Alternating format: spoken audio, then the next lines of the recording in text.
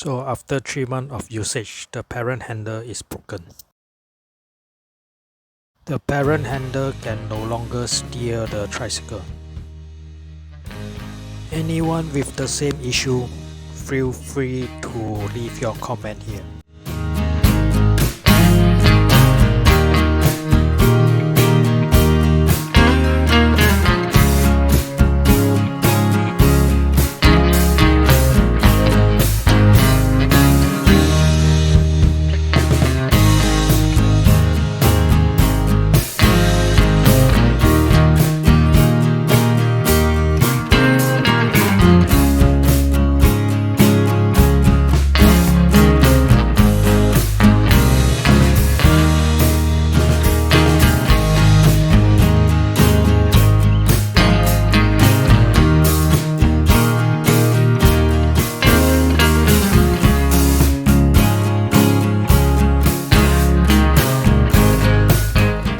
Unfortunately, there's no spare parts replacement and there's no recommendation from the dealer.